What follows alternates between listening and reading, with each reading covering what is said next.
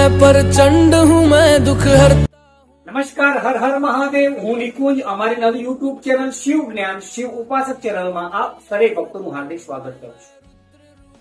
પવિત્ર શ્રાવણ માસમાં ભગવાન શિવ ઉપર કેમ જળ અભિષેક કરવામાં આવે છે, કેમ બીલીપત્ર વધુ ચડાવવામાં આવે છે, તેના વિશે ચર્ચા કરવાના છે.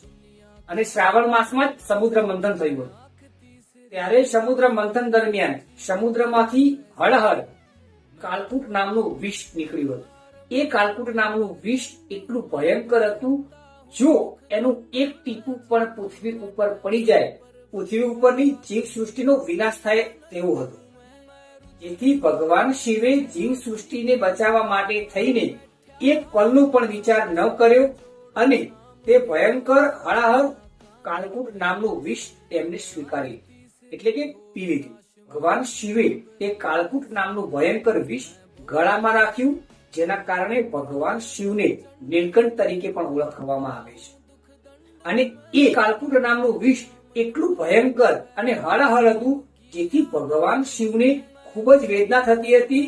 જેથી ભગવાન શિવને તે વેદનામાંથી રાહત મળે તેના માટે બધા જ દેવોએ ભેગા થઈ અને સમુદ્રમાંથી જળના ઘડા ભરી ભરી અને ભગવાન શિવ ઉપર અભિષેક કર્યો, જેથી કાળકૂટ નામના ભયંકર વિષથી ભગવાન શિવને રાહત મળી. જેના કારણે પવિત્ર શ્રાવણ માસમાં જ ભગવાન શિવ ઉપર જળાભિષેક કરવાનું વધુ મહત્વ છે.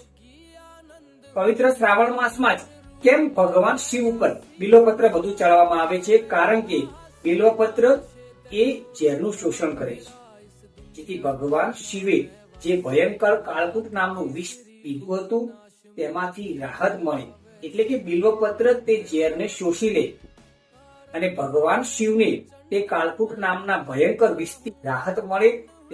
તેના માટે ભગવાન શિવ ઉપર શ્રાવણ માસમાં જ વધુ બિલ્વપત્ર ચડાવવામાં આવે છે.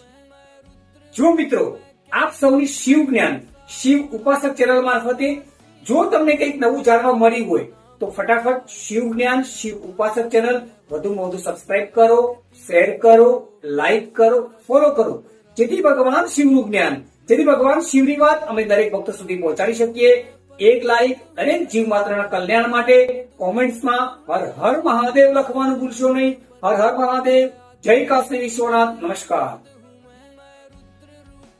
कैलासी संसार बना बैठा हसीना।